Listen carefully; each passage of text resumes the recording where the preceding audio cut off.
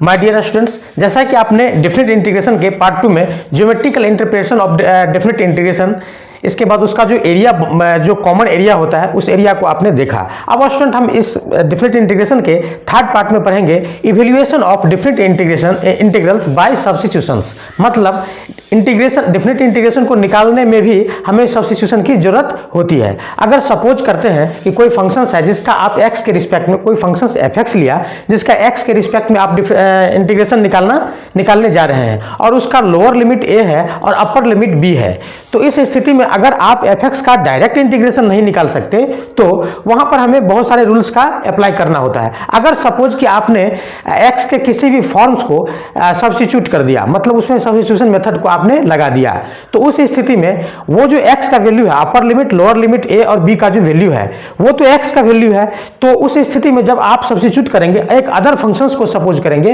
तो ये सब्स्टिट्यूशंस के कारण ये जो वैल्यू होता है a और b, अपर लिमिट और लोअर लिमिट, उसका भी वैल्यू चेंज होगा, इसके बाद वो अप्लाई होगा। तो आइए इसे एग्जांपल के माध्यम से अच्छी तरह से। अब सब्स्टिट्यूशन का यूज करने के लिए स्टूडेंट्स सबसे पहले हमें एक फंक्शंस की जरूरत होगी। तो जैसा कि हमने सपोज कर लिया कि i equal to integration from a to b f(x) into dx।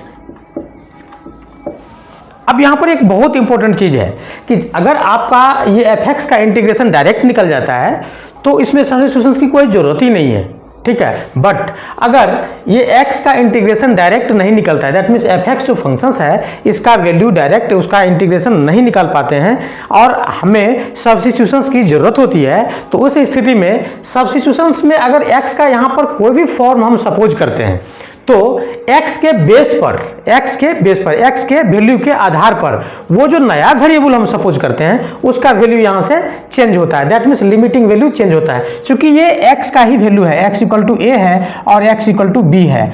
जब हम x को t में कन्वर्ट करेंगे तो x के बेस पर ही वो t का वैल्यू यहां पर चेंज हो जाएगा। मतलब इसको एक एग्जांपल के माध्यम से समझिए। जैसा कि हमने एक एग्जांपल ले लिया कि integration of 2x upon 1 plus x square into dx, और यहाँ लगा दिया 0, यहाँ पर लगा दिया 2 और इसको सपोज कर लिया i। अब इसको कैसे सोल्व करेंगे? तो देखिए इसका डायरेक्ट आप इंटीग्रेशन नहीं निकाल सकते हैं। सो इसके लिए हम क्या करते हैं, तो सपोज करते हैं कि 1 plus x square equal to t according to definition of substitution method of integration. So यहाँ पर क्या करें, 1 प्लस एक्स स्क्वायर को t सपोज कर लिए। अब आप यहां से इसको डिफरेंशिएट कीजिए, 2x into dx equal to dt। अब ये देखिए बिल्कुल आसान हो गया। बट स्टूडेंट जब आप नया फॉर्म यहां पर क्रिएट करेंगे t के फॉर्म में, 2x इंटू dx के बदले में आप dt दे देंगे और यहां पर t दे देंगे, तो यहां पर आप 0 और 2 नहीं रख सकते हैं क्योंकि ये x का वैल्यू है और आपने सारे फंक्शंस को t में चेंज कर दिया है। सो यहां x को आप t बनाइए सबसे पहले। तो जब आपका x का वैल्यू यहां पर आप, यहां दो केस बनेगा, when x equal to 0 then t equal to कितना आ रहा है, तो x का वैल्यू इसमें 0 रखिए, कितना आ रहा है, 1 आ रहा है। फिर इसी तरह से when x का वैल्यू कितना, अब 2 देन t का वैल्यू कितना आ रहा है, तो यहाँ पर देखिए 2 दूनी 4 1 5 आ गया, मतलब 5 आ गया। सो x इक्वल टू 0 जहां था वहां पर t इक्वल टू क्या कर देंगे, 1 पुट कर देंगे, और x equal to 2 upper limit था तो अपर लिमिट में यहां पर हम 5 सेट कर देंगे। अब इसका वैल्यू निकालेंगे, ये बिल्कुल आसान हो जाएगा। सो इसको अपन लिखेंगे ln अंडर मॉड t, ठीक है, चूंकि 1 अपॉन t का क्या होता है, ln t log t, ठीक है, यहां पर 1 और यहां पर 5। सो यहां पर क्या लिखेंगे, ln अंडर मॉड 5, अरे 5 तो अंडर मॉड देने की जरूरत नहीं है, फिर भी दे देते हैं, चलिए, माइनस ln अंडर मॉड 1। सो यहां पर क्या लिखेंगे, ln 5, ठीक है, 1 का तो आ गया 0, log 1 का वैल्यू कितना, 0, सही है ना। चलिए अब यहां पर ln 5 हमारा आंसर आ जाता है स्टूडेंट्स। तो इस तरह से हम लोग सब्स्टिट्यूशंस को पढ़ा। अब इसको और बेस्ट करने के लिए एक नेक्स्ट एग्जांपल लेते हैं।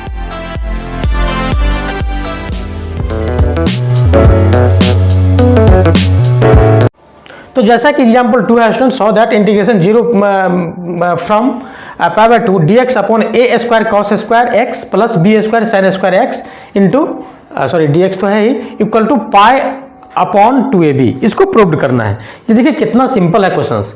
तो जैसा कि हमने इंटीग्रेशन का पार्ट अगर इंडिफिनिट इंटीग्रेशन में इस तरह का फॉर्म है स्टूडेंट्स, उस फॉर्म को अगर आप नहीं देखे हैं तो उसको आप लोग जरूर देख लीजिएगा ताकि आपको ये समझने में प्रॉब्लम नहीं हो।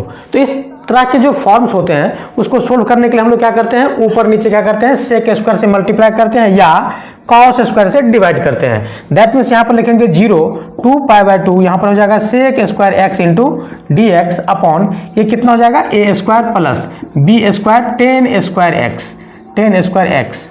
तो इस तरह से हुआ। अब यहाँ पर सपोज करेंगे लेट 10x को आप सपोज कीजिए t, ठीक है। तो जैसा कि हमने बताया था सब्स्टिट्यूशंस में लिमिट भी चेंज होगा। तो इस तरह से हमारा जो लिमिट बनेगा सो इसको आप आई सपोज कर सकते हैं, आई सपोज कर लीजिए आई। तो यहाँ पर t का वैल्यू देखिए, जब t का वैल्यू 0 तो यहाँ पर लगा दीजिए 0, t का वैल्यू पाई/2 यहाँ लगा दीजिए इन्फिनिटी, चूंकि 10 पाई/2 का वैल्यू इन्फिनिटी होता है। अब ये t का वैल्यू में चेंज हो गया। अब यहाँ पर देखिए t अगर इसको सपोज किया तो ये क्या होगा, sec square into d x, जैसा कि हमने बताया था ये जो है sec square x into d x, इसका हम डिफ्रेंसिएशन कर रहे हैं, इक्वल टू क्या हो जाएगा डी टी। सो यहाँ पर आप क्वेश्चन बन गया d t upon a square plus b square t square. बहुत ही अच्छा क्वेश्चन। अब क्या करते हैं, बी स्क्वायर को फ्री कर लेते हैं। सो यहाँ पर 0 टू इन्फिनिटी कर लेते हैं डी टी अपॉन इसको, ये बी स्क्वायर को कॉमन ले लिया तो ए बाय बी का स्क्वायर आप कह सकते हैं और प्लस टी स्क्वायर कह सकते हैं। सो यहाँ पर 1 अपॉन बी स्क्वायर, और देखिए ये किसका वैल्यू, तो 1 बाई ए का value a by b, so b by a कह सकते हैं, into tan inverse t upon a, मतलब टी बाई ए का वैल्यू क्या है, तो यहाँ हो जाएगा बी, यहाँ हो जाएगा ए, और इस तरह से यहाँ पर हो जाएगा इन्फिनाइट, यहाँ हो जाएगा 0। अब देखिए यहाँ पर 1 upon B square into B by A into, अब यहाँ इन्फिनाइट टेन इनवर्स इन्फिनाइट का वैल्यू कितना होता है, तो पाई/2 होता है, 0 का वैल्यू हटाइए 0, ठीक है। इस तरह से b से b कैंसिल हो गया और इस तरह से हमारा पाई/2ab आ गया प्रूव्ड, ठीक है। इतना हमारा प्रूव्ड हो गया। इसमें एक बहुत ही इंपॉर्टेंट टॉपिक है स्टूडेंट्स, इस तरह के क्वेश्चंस आईआईटी में पूछते ही पूछते हैं, ऐसा तो नहीं पूछ सकता है बट अभी जो बता रहा हूं वो ऐसा पूछता ही पूछता है। अब देखिए ये जो क्वेश्चंस है हमारा, इसमें हम लोग क्या करते हैं, ये जो क्वेश्चंस है ये फर्स्ट, तो यहाँ पर लिखे डिफरेंशिएट विद रिस्पेक्ट टू, ये क्वेश्चन हमारा बन गया, ये अदर पार्ट का क्वेश्चन है, डिफरेंशिएट विद रिस्पेक्ट टू ए, ठीक है। इसको आप ए के रिस्पेक्ट में LHS RHS दोनों बगैर एक के रिस्पेक्ट में क्या करते हैं हम लोग, डिफरेंशिएट करते हैं। तो इसका डिफरेंशिएट कीजिए, कितना आ जाएगा, तो ये आ जाएगा इंटीग्रेशन 0 टू पाई/2, ए के रिस्पेक्ट में करना है। ये क्या हो जाएगा, ऊपर वाले का डिफरेंशिएशन मतलब 1 u बाई v की फॉर्म में, हाँ मतलब 0 हो गया, 0 इंटू समथिंग माइनस, तो यहाँ पर लिख देंगे -2a cos स्क्वायर एक्स, ठीक है। ये तो आ जाएगा 0, चूंकि ए के रिस्पेक्ट में आप कर रहे हैं, अपॉन ये कितना आ जाएगा, a square cos square x plus b square sine square x का स्क्वायर इंटू यहाँ पर आप dx लगा दीजिए, ठीक है, इक्वल टू, अब यहां भी आप ए के रिस्पेक्ट में कीजिए तो पाई/2 भी आ जाएगा बाहर कांस्टेंट के फॉर्म में, 1 बाई ए का क्या होगा, तो -1 बाई ए स्क्वायर, ठीक है। देखिए कितना बढ़िया क्वेश्चन है।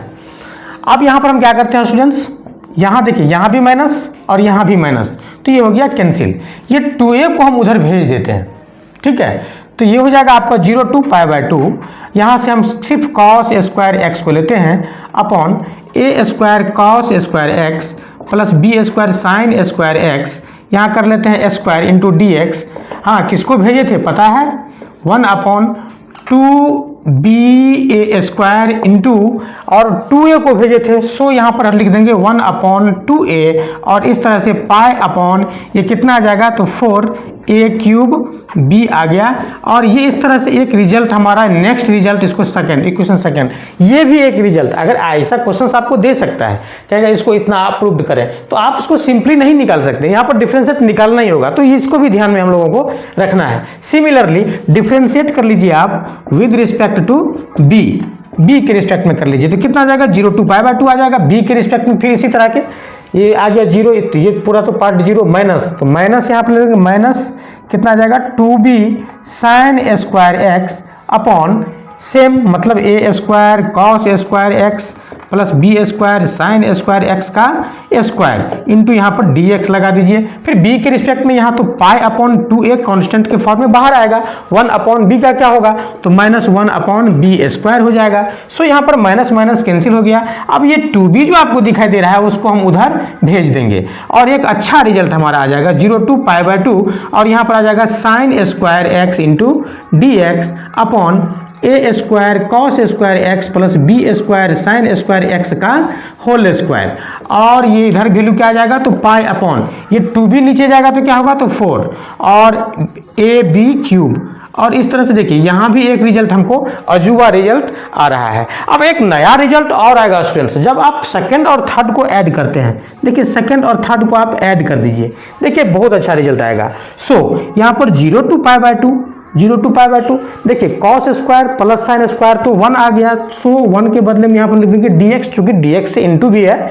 हाँ, और देखिए दोनों का डिनोमिनेटर क्या है, सेम है। So a square cos square x plus b square sine square x का स्क्वायर इक्वल टू, अब ये दोनों को ऐड कीजिए, that means pi upon π/4 a b को आप कॉमन ले लीजिए, तो यहाँ से क्या आ जाएगा 1 upon a square plus 1 upon B square, यहाँ से 1 अपॉन बी स्क्वायर। और ये एक अजूबा रिजल्ट है स्टूडेंट्स, तो इस टाइप का प्रॉब्लम IIT पूछता है। तो आइए, ये तो थोड़ी कुछ ज़्यादा ही हो गया, ठीक है ना। इसको क्लियर करने के लिए जैसा कि हमने बताया था कि अभी हम लोग पढ़ रहे हैं क्या, सब्स्टिट्यूशंस का फॉर्म पढ़ रहे हैं, ठीक है।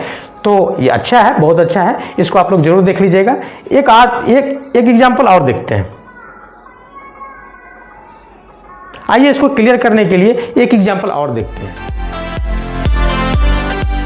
अब स्टूडेंट एग्जाम्पल नंबर 3 आप देख पा रहे हैं, the value of definite integrals integration from 1 to a x into A to the power minus greatest integer में है log a x, बेस क्या है a है, log बेस a x, ये ग्रेटेस्ट इंटीजर में है, into d x where a is greater than 0। ये जो a आपको दिखाई दे रहा है इसका वैल्यू क्या है, 1 से बड़ा है, एंड ये ग्रेटेस्ट इंटीजर जैसा कि हमने बताया, हाँ, इज e-1/2, और इसका वैल्यू जो है वो इक्वल हो रहा है किसके इक्वल, e-1/2 के इक्वल। तो इस तरह से a का वैल्यू हमारा क्या होगा, इसको फाइंड आउट करना है। देखिए बिल्कुल ही आसान क्वेश्चन है स्टूडेंट्स, यहाँ पर लिखेंगे हम सॉल्यूशन।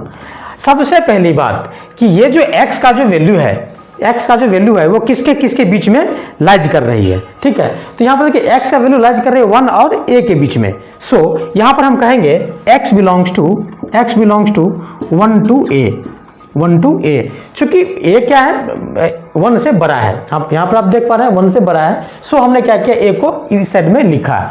अब देखिए जब आप इसमें ln लगाते हैं, दैट मीन्स यहाँ पर ln लगाते हैं, ln नहीं कहेंगे log कहेंगे, तो log ax मतलब इधर log लगा दिए, तो ये कहाँ बिलोंग्स करेगी, तो यहाँ भी आप log a लगाइए, तो log a 1 का वैल्यू कितना आ जाएगा तो 0 आ जाएगा, log a का वैल्यू कितना आ जाएगा तो 1 आ जाएगा, तो ये 0 और 1 के बीच में लाइज करने लगेगी। अब यहाँ पर बहुत ही कॉमन चीज है स्टूडेंट्स की log का वैल्यू, जैसा कि आपने देखा कि ये जो log x का वैल्यू 0 और 1 के बीच में है, तो इस तरह से सो ग्रेटेस्ट इंटीजर में अगर log ax आपका दिया हुआ है, जैसा कि क्वेश्चंस में आप देख पा रहे हैं, तो इसका वैल्यू कितना आ जाएगा, तो इसका वैल्यू 0 और 1 के बीच में है, तो ग्रेटेस्ट इंटीजर में 0 और 1 के बीच में log का वैल्यू कितना आ जाएगा, तो ये वैल्यू आ जाएगा आपका 0, ये वैल्यू आ जाएगा 0, ठीक है। 0 और 1 के बीच में है तो इसका वैल्यू कितना आ जाएगा, 0 आ जाएगा। अब ये देखिए बिल्कुल आसान हो गया। सो यहाँ पर लिखेंगे integration 1 to a x into A to the power, ये सेम क्वेश्चन मैं उतार रहा हूँ, a टू दी पावर -0 मतलब 0, ठीक है, इंटू डी एक्स, और ये इक्वल है किसके, तो e-1/2 के। अब आप नेक्स्ट लाइन को लिखें, ये इसका वैल्यू कितना आ जाएगा, तो x² देख सकते हैं आप, a का वैल्यू 0 तो 1 आ गया, मतलब x इंटू डी एक्स बच गया, तो x का क्या हो जाएगा integration x²/2, upper limit lower limit लगा दीजिए, a और 1 को लगा दिया, और यहाँ पर e-1/2 कर लिया। अब ये देखिए कितना आसान, a²/2, इस a का वैल्यू, फिर यहाँ पर -1/2, और इसको क्या लिख सकते हैं, e/2 -1/2, सो 1/2 कैंसिल, और 2 से 2b cancel, so a² equal to कितना आ गया e, इसलिए a का वैल्यू कितना आ जाएगा ±√e, बट a का वैल्यू क्या है, ग्रेटर देन 1 है, सो a is not negative, -√e, 10, a का वैल्यू कितना आ जाएगा, √e, और यही हमारा आंसर आ जाएगा स्टूडेंट्स। एक बहुत ही अच्छा एग्जाम्पल है जहां पर आपको, जैसे कि मैंने पिछले अंकों में बताया था कि एक ही क्वेश्चन का 2 आंसर आ रहा है, ठीक है। एक ही क्वेश्चन मैं ऐसा आपको दिखाऊंगा जिसका 2 आंसर आएगा, बट वो क्वेश्चंस मतलब किस आंसर पर जाएगा, ये उसके लिए कौन सा आंसर सही होगा, इसको वेरीफाई करने के लिए मैं एक एग्जाम्पल एक्स्ट्रा आप लोगों से कह रहा हूँ कि थोड़ा सा आप लोग उसको टाइम दे करके देख लेंगे। ये बहुत ही अच्छा एग्जाम्पल है, तो आइए उस एग्जाम्पल को देखते हैं।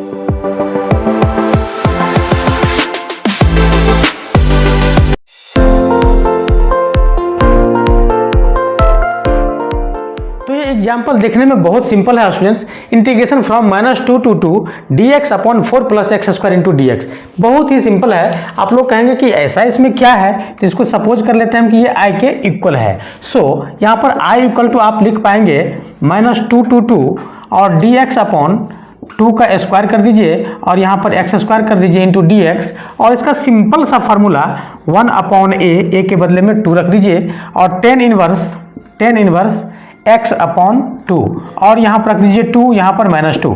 अब आप इसका वैल्यू निकाल सकते हैं, हाफ को आप कॉमन ही ले लीजिए, तो tan इनवर्स 2/2 1 आ गया, माइनस tan इनवर्स -2 रखिए तो -1 आ गया, और इस तरह से हमारा वैल्यू आ गया 1/2। ये कितना आ जाएगा π/4 माइनस π/4, और इस तरह से हमारा वैल्यू आ गया π/4। ठीक है, इसको सोल्व कर लीजिए, माइनस माइनस प्लस, ये π/2 हो गया, π/2 में 2 से मल्टीप्लाई π/4। तो इस तरह से हमारा एक आंसर आ गया। जैसा कि हमने बताया था कि इसका दो आंसर आएगा, तो इसके लिए हम लोग क्या करते हैं, सपोज कर लेते हैं कि लेट यहाँ पर इसी क्वेश्चंस को लेट x इक्वल टू हमने सपोज कर लिया 1/t, तो इस तरह से हमारा dx इक्वल टू आ रहा है -1/t² इंटू dt।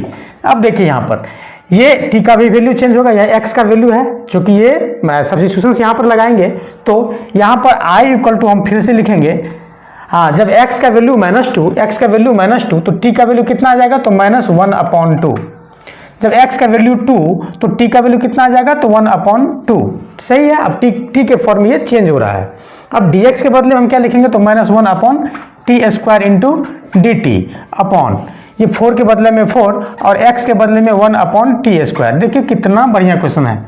हाँ, यहाँ पर लिखेंगे -½ यहाँ पर लिखेंगे +½ और यहाँ पर देंगे -1/t² इंटू dt अपॉन ये कितना हो जाएगा 4t² + 1/t²।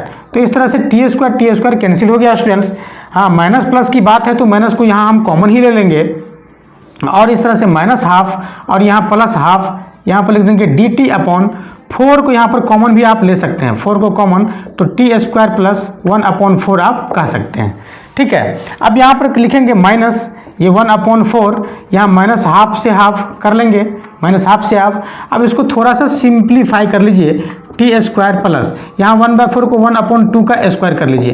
देखिए कितना बढ़िया क्वेश्चन है, -1/4।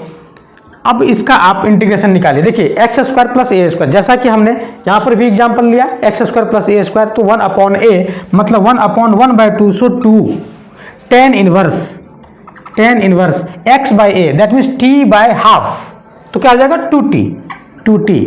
इस तरह से हमारा आ गया। अब देखिए यहाँ स्टूडेंट्स -1/4 यहाँ -1/2, 2 को हमने बाहर कर लिया, यहाँ पर अपर लिमिट लोअर लिमिट लगा दीजिए। अब यहाँ पर कितना बचेगा, तो tan inverse 1 minus tan inverse 1 मतलब प्लस tan इनवर्स 1, अरे ऐसे कर सकते हैं, tan इनवर्स -1।